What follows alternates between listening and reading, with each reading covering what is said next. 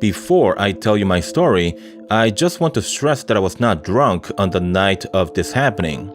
I was sober, didn't smoke any chronic, and was perfectly aware of my surroundings. With that said, this happened 5 years ago when I was driving from Michigan to Alabama. I had just arrived in Tennessee, and the time was 3 in the morning. I only had maybe 4 hours to go, but my eyelids were heavy and I had to get some sleep.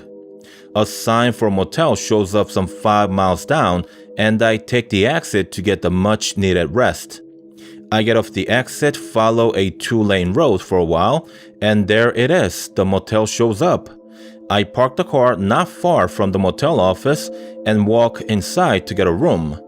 No one's at the counter. I ring the bell, then a minute later, an old lady shows up. There's nothing strange about the way the old lady looks. She's dressed up normally, her hair is on point like an old lady, and she looks clean, like you and me. However, from the moment she stepped into the reception area from the back room of the office, she wouldn't stop looking at me straight in the eyes. If she had laser beams in her eyes, then my eyeballs would be ashes by now. I ask her for a room, but then she doesn't say anything as she turns around to grab a key.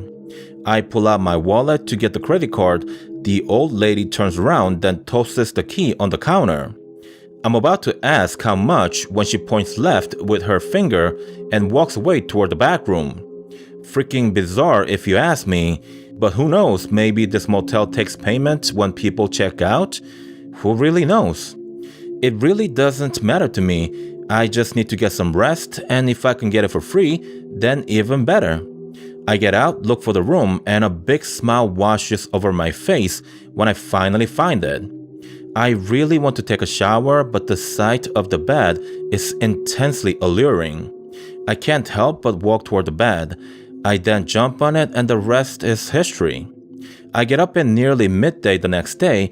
I could have slept longer, but for some reason, my eyes are blinded by the bright sunlight. I open my eyes, and the first thing I see is the enormous hole in the ceiling. How could have I missed that last night? No matter how tired I might have been, that hole is impossible to miss. And what the hell is that smell? It smells like I'm inside a garbage can. I rub my eyes, look around the room, and realize I've been sleeping in what looks like an abandoned motel. I quickly step outside and see that I'm standing in the middle of nowhere. The motel looks like it's been left to rot for at least a decade, and it seems to be located in the middle of an abandoned town. My car still parked in the same spot, but it's the only car in the parking lot. I walk toward the motel office and nearly scream when I see the stark difference from last night. The front window is shattered, the wooden counter is all rotted and breaking down, and the door is barely hanging on the bottom hinge. How is this possible? I saw lights in this building when I drove in last night. The building looked old even at night, but it definitely wasn't in this state. I walk around the building to find any sign of people, or at least a part of the building that looks intact, but it's futile. I must have stood in front of the building for at least 10 minutes when fear began creeping through my mind. I drove off, got to my destination safely, but never got to find out exactly how I saw 2 completely different things of the same motel from day and night. I told my brother about it when I arrived in Alabama, and he actually suggested that we should drive back to the motel. I thought about it for a minute, but in the end, I felt that it wasn't a good idea to tempt fate.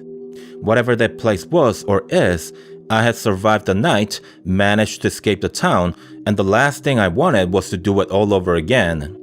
I'm still curious till this day, but I think I'm good. Yeah, I'm good.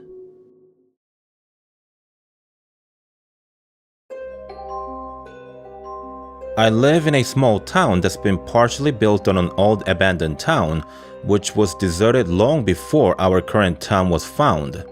Some say our town was found 20 years after the old one was completely abandoned, and there are others who say that the old town was never inhabited to begin with. In any event, the old town was about 3 times the size of our current town, and so I doubt that it wasn't inhabited at some point in the past. Most of the structures from the old town had been demolished long ago, but if we walk all the way toward the end of our town's main road, you can still see the remnants of the past. Our town has been built in a way so that the tall fire station and town hall buildings block the old town from view. However, if you walk past the last building on the main road, you can clearly see the distraught buildings from the old town. It's a ghostly sight that looks similar to the buildings and atmosphere in the Fallout games. We are taught from early age to never venture past our town's perimeter because of the dangers of wild animals in the area. We have mountain lions, bobcats, and coyotes roaming the area, and therefore it's extremely dangerous for children to be out there without adult supervision. In fact, we don't allow children to play alone even in our own yards. If there are children playing outside, you'll always see an adult nearby. So then it comes to no surprise that we get quite rowdy when we get to the age of 12 to 14. The necessary but overprotective childhood brings out the worst of especially the boys. Staying out late at night is a regular thing for some kids, but of course it's followed up by severe reprimand. Sometimes we sneak out at night just so we can brag to our friends about our balls of steel. It's a small town, so these types of things are kinda big news for the kids. We grew up very differently from the city kids, that's for sure. By the time I turned 13, I too had become somewhat rebellious and began breaking the rules my parents had set for me. I don't think I was as bad as some of the kids, but admittedly, I wasn't making life any easier for mom either. So this was another one of those nights when I would sneak out of the house to meet up with friends, walk around the spooky empty town, and sometimes we would write mean things on some random people's driveway. We used chalk and nothing that was permanent. See, we weren't that bad. But yeah, me, Adam, Brian, and Maggie met up on that night. You heard it right, there was a girl, but Maggie wasn't your average small town girl. To simply put, she had bigger balls than all three of us combined. Not surprisingly, Maggie was always the one who pushed the envelope, and it was the same story on this night. She's been egging us for weeks to go to the old town at night, but me, Adam, and Bryant, we weren't interested at all. Okay, so that's me trying to save face. The truth is, we were too scared to go to the old town, and Maggie was the only one who was freaking excited at the prospect. Her face would light up every time she spoke of the old town. If you didn't know her any better, you would think her knight in shining armor was waiting for her there. Maggie was the de facto leader of the group, and we ended up following her when she called us kittens and began walking toward the old town alone. Once we arrived at the outskirts of the town, we all stopped simultaneously as if we had rehearsed this moment 100 times. Even Maggie looked nervous, but she had a reputation to uphold, and so she moved forward, though her steps weren't as springy anymore. We stuck together for the most part. I would say we were at most a couple yards away from one another at every moment. After about a minute of walking, we had come across a house that was fairly intact. Maggie turned around and smiled, but then I said no before she had a chance to say anything. It didn't matter though, because she walked through the front door and we followed right after. The moment we stepped into the house, I could sense the fear in every single one of us. Even Maggie could be seen hesitating to move forward. Then suddenly I felt paralyzed, not as in I couldn't feel or move my limbs, but more like I was stuck in a real thick goo. It was extremely taxing to move even an inch. There was also the hearing, or lack thereof. I could hear the ambient sound, but it was muffled, and the best comparison would be to imagine yourself being underwater. It took me nearly a minute to turn my head toward Adam and realize that it was in the same state. My only hope was to ask my friends for help, and so seeing Adam like that was truly disheartening. That's when I saw a figure walking toward us from the corner of my eye. My head was turned toward the left, looking at Adam, and the figure was approaching us from the center of the house. I couldn't make out exactly what or who it was, but it was definitely a humanoid figure.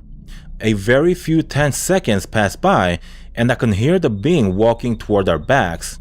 As the footsteps moved toward the rear, all I could think was that it was going to kill us, eat us, or perhaps both. Then, just as the paralysis happened without warning, it went away in an instant.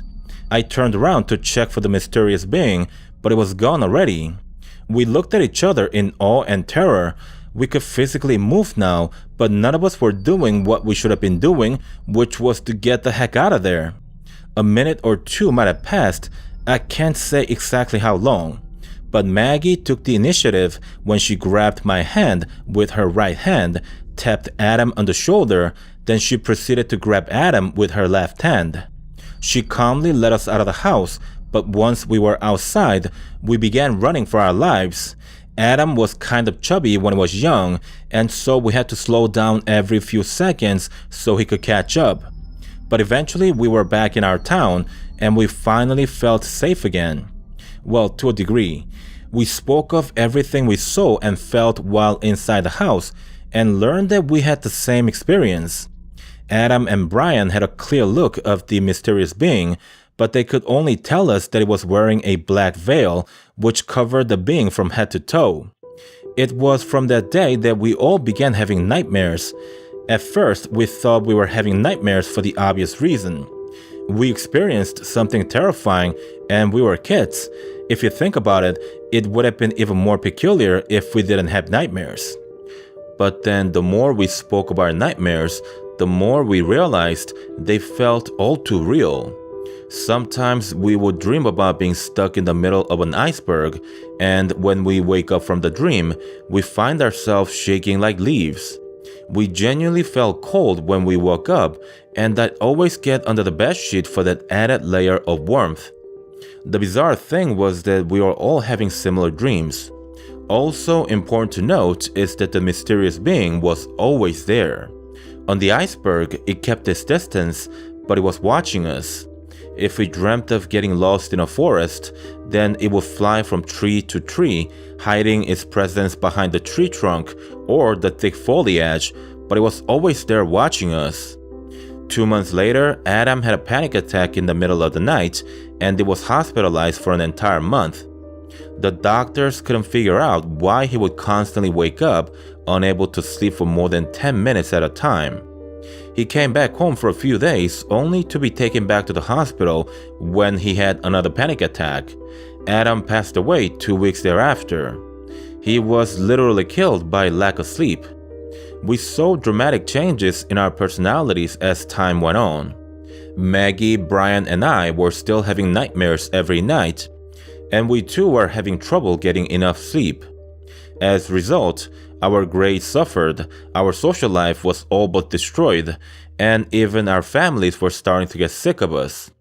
I don't even know when it happened, but we also stopped talking to one another. It wasn't as if our talks were making things better, and all we would really do was to snap at each other when we'd meet. Maggie was always beautiful, but by the time we were junior in high school, she looked more like a woman in her mid-30s who had recently checked out of rehab. Neither Brian nor I looked any better. Lack of sleep was really wreaking havoc in our system, and this showed on the outside. When our senior year came along, Brian was admitted to a mental institution after attempting to stab our history teacher. Later that year, and right before our graduation, Brian died in his sleep from a respiratory-related complication. I can't remember the exact words used, but I know it has something to do with a stress-induced respiratory problem. I don't know what happened to Maggie after that because her family had moved away almost right after high school graduation. I've always regretted not keeping in touch with her. As for me, I moved into a small cabin in the woods right after graduation. It used to belong to my grandpa, and he used to take me to that place all the time when I was much younger. He left it in my care before he passed away, with the promise that I'd take good care of it. The cabin meant a lot to him. He used to tell me that it was built on a sacred land, and I think it meant that it was considered sacred by the Native Americans. I had tried everything to get over the nightmares up to that point, so when I graduated high school and was ready to move out of my parents, I knew I had to move into Grandpa's cabin. I did, and the nightmare ceased from the first night. I remember waking up in the morning after having slept the whole night without any disruption. My eyes welled with tears, and I just let it all out. They were tears of pure joy. I cried as I laughed as I cried. I probably would have looked like an insane person if anyone was watching. But I didn't care. I was too happy to care. That was 10 years ago, and I'm still going strong. I make a living building custom furniture thanks to the internet, and I'm doing okay considering everything that's happened. I've made new friends, and I visit my parents a couple times a week, although I don't have a love life to speak of. I gave up on that long time ago, and there's something that I'll have to live without, seeing as how the cabin is the only place for me at nights. I think of Maggie a lot and imagine how perfect life would have been if she could be here with me. I don't mean that solely as a romantic interest, but much more so as a partner in life. I really hope she's alive and kicking somewhere out there. I truly hope so.